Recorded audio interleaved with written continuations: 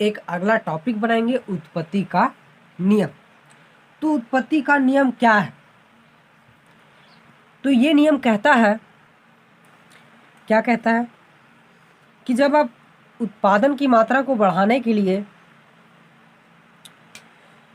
साधनों को लगाते हैं, जैसे आप उत्पादन कर रहे हैं और उसकी मात्रा को बढ़ाने के लिए कुछ और साधनों को लगा रहे हैं, बाहर से क्या लगा रहे हैं, कुछ और साधनों को लगा रहे हैं, तो उत्पादन के साधन जिसे आपने बढ़ाया उसे कह सकते हैं फंक्शन एक प्रकार से। और क्या इसे बढ़ाने से क्या हुआ? प्रोडक्शन भी हुआ, बढ़ा। तो उत्पादन प्रोडक्शन को बढ़ाने के लिए आपने साधन लगाए, क्या लगाए? साधन लगाइए। तो साधन जब आपने जिस अनुपात में लगाया और जिस अनुपात में आपने प्रोडक्शन को पाया, तो इनका इनका दोनों का एक अनुपात रहा। आपने किस अनुपात में साधन को बढ़ाया, आपको किस अनुपात में प्रोडक्शन मिला। तो ये इन्हीं दोनों के बीच को संबंध को बताता है। और ये भी बताता है कि जैसे जैसे आपने साधन को बढ़ाया वैसे वैसे आपका तो प्रोडक्शन बढ़ा, लेकिन कुछ समय के बाद आपका प्रोडक्शन जो है, साधन का जो बढ़ने का अनुपात रहेगा वो बढ़ जाएगा और उत्पादन का बढ़ने का अनुपात घटने लगेगा। हालांकि ये बढ़ेगा लेकिन इसके बढ़ने का अनुपात घटेगा। अर्थात कि अभी 5 से 10 हो रहा है तो फिर आगे चल के 5 से 8 ही होगा। तो यहाँ पे अनुपात इसका घटा, बढ़ने का अनुपात घटा। तो ये यही चीज़ को बताता है, इसी के बारे में बताता है। तो ऐसा क्यों होता है कि जैसे जैसे आप काम कर रहे हैं, तो शुरुआत में आपने 5 मशीनें लगाई तो आपको 20 के बराबर प्रोडक्शन मिला। फिर धीरे धीरे आप काम चल रहे हैं, आपका काम हो रहा है, काम हो रहा है, काम हो रहा है। फिर आपकी 5 मशीनें ही लगी रही तो आपको 15 के बराबर प्रोडक्शन मिला। तो ऐसा क्यों होता है? तो ये सब बातें उत्पत्ति का नियम बताता है, ठीक है। और यही है उत्पत्ति का नियम। तो ये क्या कहता है कि मशीनों में धीरे धीरे घिसावट आने लगती है। क्या होती है? जैसे आपने 5 मशीनों को लगाया, साधन को लगाया, तो इसमें थोड़ा धीरे धीरे चलने के बाद घिसावट आने लगती है, जिसके कारण क्या होता है ना, उत्पादन भी घट जाता है। ये होती है बात। तो अगर इसे उत्पत्ति का नियम का एक डेफिनेशन कहें, सही डेफिनेशन क्या होगा, तो सुनिएगा क्या कहता है। जब उत्पादन को बढ़ाने के लिए उत्पादन के विभिन्न साधनों की मात्रा बढ़ाई जाती है तो उत्पादन सर्वदा एक ही अनुपात से नहीं बढ़ता, ठीक है। उत्पत्ति के नियम उत्पादन के साधनों तथा उत्पादन के बीच इसी क्रियात्मक संबंध की व्याख्या करते हैं। और उत्पत्ति का जो नियम है, इनके बीच जो संबंध पाया जाता है उसी का व्याख्या करता है। बस यही है उत्पत्ति का नियम। तो उत्पत्ति का जो नियम है वो 3 प्रकार का है। तो जो उत्पत्ति के 3 नियम है, वो पहला उत्पत्ति वृद्धि नियम, लॉ ऑफ इंक्रीजिंग रिटर्न्स। बिल्कुल भी हड़बड़ाना नहीं है, सारे बातों को सीखेंगे जो जो आएंगे, ठीक है, और अच्छे से समझेंगे। उत्पत्ति समता नियम, लॉ ऑफ कांस्टेंट रिटर्न्स। उसके बाद है उत्पत्ति ह्रास नियम, लॉ ऑफ डायमेंशिंग रिटर्न्स। और साथ ही ये नहीं भूलना है, स्थितियाँ काफ़ी गंभीर है जो कि हमारे बेकाबू से ही बाहर होती जा रही हैं। इसलिए खुद को सुरक्षित रहना है, घर पे रहना है, और आपको खुद के लिए सुरक्षित नहीं रहना है, दूसरों के लिए सुरक्षित रहना है। क्योंकि यदि आप सुरक्षित रहते हैं तो ना जाने भविष्य में आप कितनों की भविष्य बना सकते हैं। इसलिए सुरक्षित रहें। तो जो उत्पत्ति के नियम है, 3 नियम है, उसे पहले एक ग्राफ से देखते हैं, उसके बाद फिर एक एक करके सबों को समझते हैं। देखिए यहाँ पे आपकी इकाई है, श्रम की इकाई। क्या है? श्रम की इकाई। यहाँ पे आपकी श्रम की इकाई है इस साइड में। इधर आपका x हो गया, इधर आपका y हो गया, और इधर आपके उत्पादन है। क्या है? उत्पादन है, ठीक है। ये सीमांत उत्पादन है, मार्जिनल प्रोडक्शन, ठीक है। मार्जिनल प्रोडक्शन कह सकते हैं इसे, सीमांत उत्पादन आपका है, ठीक है। क्या है? सीमांत उत्पादन है, MP मार्जिनल प्रोडक्शन है। तो आप आपने कुछ श्रम को लगाया, अपना यहाँ पे मान लीजिए कुछ श्रम को लगाया तो आपको कुछ ये उत्पादन मिली, प्रोडक्शन मिली। फिर धीरे धीरे प्रोडक्शन क्या हुआ, ऐसा चला गया। अर्थात कि बातों को पकड़ाते हैं, रुकिए 1 मिनट जरा सा। चलिए हमने यहाँ पे एक आंकड़े ले लिया, 1 2 3 4 5 6 10 20 50 60। ये हमने एक आंकड़े ले लिया, कुछ भी ले लिया, ठीक है। उल्टा पलटा जरा सा इसे सुधार लेते हैं, यहाँ पे दिख नहीं रहा होगा। ये हमारा मार्जिनल प्रोडक्शन है, ये मान लीजिए 10 20 30 40 50 60। ये हमारे आंकड़े ले लिए, क्या है, आंकड़े हैं। तो जब आपने एक साधन को लगाया, कितना, एक साधन को, तब मान लीजिए आपको कितने के बराबर सीमांत उपयोगिता मिला, 20। जब आपने दूसरे साधन को लगाया तब आपको यहाँ 40 के बराबर सीमांत उपयोगिता मिला। जब आपने तीसरे साधन को लगाया तब आपको यहाँ 50 के बराबर सीमांत उपयोगिता मिला, ठीक है। श्रम की इकाई का है या फिर साधन का है, जो भी है बात बराबर है, ठीक है। जब आपने यहाँ पे 3.5 भी कह सकते इस तो जब आपने मान लीजिए अगर आपने चौथे, ये 3 से आपने थोड़ा सा भी बढ़ा, क्या किया, 3 से आपने थोड़ा सा भी बढ़ा तो आपको लगभग यहाँ थोड़ा सा भी बढ़ा तो आपको कितने के बराबर साधन मिलते गए, 50 के बराबर। और कहाँ तक, 5 तक। 3 से 5 तक आपको लगभग इक्वल के बराबर उत्पादन मिले, 3 से 5 तक। जब आप फिर से समझिएगा बातों को, ये हमारी इकाई है, श्रम की इकाई, ये हमारा मार्जिनल प्रोडक्शन है। जब आपने पहले इकाई को लगाया तो अब मान लीजिए आपको 20 के बराबर उत्पादन मिला।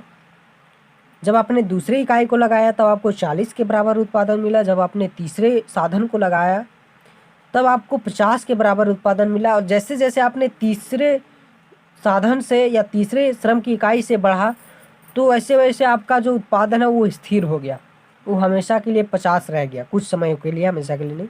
और ये कहाँ तक गया, 5वीं इकाई तक गया। कहाँ तक, 5वीं इकाई तक गया। उसके बाद ये धीरे धीरे क्या हुआ, घटने लगा। 5वीं इकाई से जैसे जैसे आपने उत्पादन के साधन को 5वीं इकाई से बढ़ाना चालू किया, वैसे वैसे आपके उत्पादन में क्या हुई, कमी होते गई। क्या हो रही है, कमी हो रही है।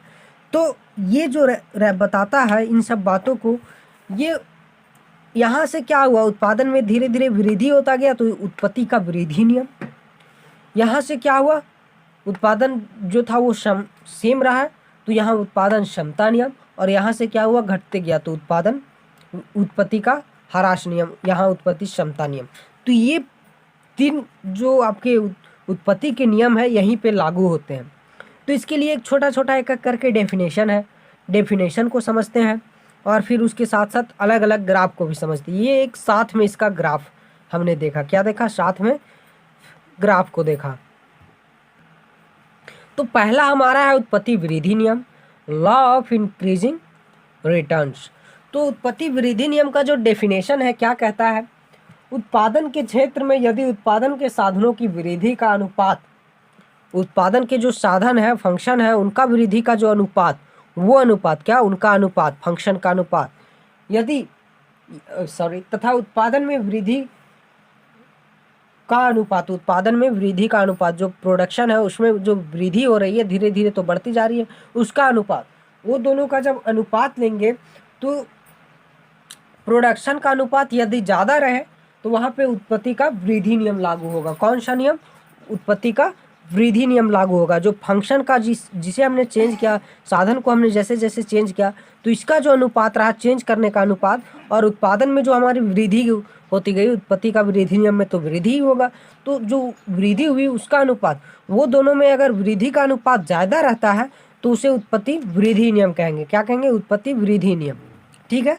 ये तो इसका जो ग्राफ है कैसे बनेगा आपका, सीधा सीधी सिंपल सा इस प्रकार से बनेगा। ऐसे शुरू में तो वृद्धि होता जाता है, तो ये ग्राफ डायरेक्ट बन जाएगा। इधर वाई एक्सिस, इधर एक्स एक्सिस, इधर आपका सीमांत उत्पादन होगा, मार्जिनल, और यहाँ पे आपके साधन होंगे या फिर इकाई जो भी कहिए, ठीक है, क्या साधन इकाई जो भी कहिए, तो ये आपके होंगे। अब यहाँ से अगर मान लीजिए ओ सॉरी, बस इतना ही रहेगा। वो फार्मूला जो आपका जो मार्जिनल प्रोडक्शन का था वो हमने दे दिया था पिछले में। जो फार्मूला हम यहाँ पे कह रहे हैं मार्जिनल प्रोडक्शन, मान लीजिए एन टर्म का निकालना है, तो ये क्या फार्मूला था, total production n minus t, total production n minus one, ये एक फार्मूला है। तो ये फार्मूला बस ग्राफ के नीचे लिख देना है, समझने के लिए, बातों को ईजी के होने के लिए। क्या बस ये रहेगा ना, अगर आपके फार्मूला नीचे, तो शायद एग्जामिनर जो आपके कॉपी चेक करेंगे उन्हें बड़ा अच्छा लगेगा। ठीक है, तो ये ग्राफ के नीचे ये फार्मूला दे दीजिएगा बस। और ये ग्राफ इसका इस प्रकार से कुछ होगा, बस सिंपली ये बढ़ता हुआ रहेगा। फिर दूसरा में जो उत्पत्ति समता नियम, उसके लिए ऐसा ग्राफ बन जाएगा सीधा, ये रहेंगे। ठीक है, अब दूसरे को देखते हैं, क्या, लॉ ऑफ कांस्टेंट रिटर्न्स, उत्पत्ति समता नियम।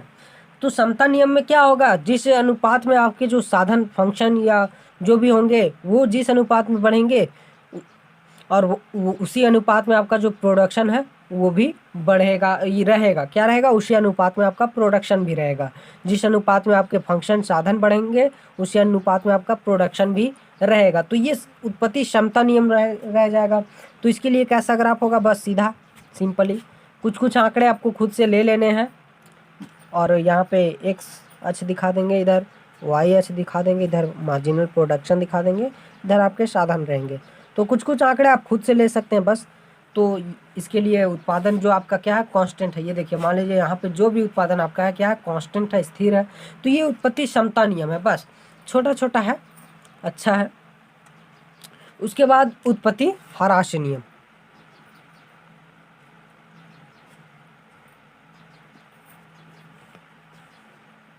लॉ ऑफ डायमेंशिंग रिटर्न्स, ये है क्या, लॉ ऑफ डायमेंशिंग ऑफ रिटर्न। तो ये क्या है, उत्पत्ति ह्रास नियम, कि जिस अनुपात में जो आपके साधन बढ़ रहे हैं, आपके जो जिस अनुपात में साधन बढ़ रहे हैं उससे कम अनुपात में आपके उत्पादन बढ़ेंगे। अर्थात कि जैसे जैसे आप साधन को बढ़ाते जाएंगे वैसे वैसे आपका उत्पादन क्या होता जाएगा, घटता चला जाएगा। क्या होता चला जाएगा, घटता चला जाएगा। तो इधर आप ग्राफ कैसे रहेगा, ऐसा रहेगा। मान लीजिए आपने जब ये पहले साधन को लगाया तो उत्पादन इतना ज़्यादा था, यहाँ पर था। जब आपने दूसरे साधन को लगाया तो उत्पादन मान लीजिए आपका यहाँ हो गया, इतना कम हो गया यहाँ से सीधा। तो ये दोनों का जो अनुपात रहेगा ना, वो ये ज़्यादा का अनुपात रहेगा और ये कम का अनुपात रहेगा यहाँ पे। और कहने का मतलब जैसे जैसे आप साधन को बढ़ाएंगे वैसे वैसे आपका उत्पादन क्या होगा, घटेगा। तो ये क्यों घटेगा, कैसे घटेगा, क्या घटे, कारण क्या है इसका घटने का, तो ये सब जो आपके आएंगे ना, वो बस इसी के अंदर जो टॉपिक था आपका परिवर्तनशील अनुपात का नियम या फिर अल्पकालीन उत्पादन फलन, तो उसमें आएंगे आखिर ये क्यों घट रहा है उत्पत्ति का ह्रास नियम में। तो उस चीज़ में हम उस बात को जानेंगे। बस अभी यहाँ पे उत्पत्ति का ह्रास नियम, लॉ ऑफ डायमेंशिंग रिटर्न्स को जानिए, कि जैसे जैसे आप साधन को बढ़ाएंगे तैसे तैसे आपका उत्पादन घटता चला जाएगा। क्या होगा, घटता चला जाएगा। ये बातें रहती है। बस सिंपली ये 3 नियम थे उत्पत्ति के नियम जो थे, ये 3 ही थे। इसके बाद जो अब मुख्य रहा अल्पकालीन उत्पादन फलन, तो उसे समझेंगे। और उसे समझने के बाद फिर से वही दीर्घकालीन उत्पादन फलन में पैमाने का प्रतिफल आता है। जिस प्रकार यहाँ उत्पत्ति का नियम आया वहीं उस पैमाने का प्रतिफल, तो वो भी 3 प्रकार के रहता है। और वो करने के बाद दीर्घकालीन उत्पादन फलन को समझेंगे। इसके बाद आपका जो ये चैप्टर है वो ख़त्म हो जाएगा। और सबसे बड़ी बात, घर पे रहिए, सुरक्षित रहिए। अब मिलते हैं अगले वीडियो में, जहाँ पे हम करेंगे अल्पकालीन उत्पादन फलन। ठीक है।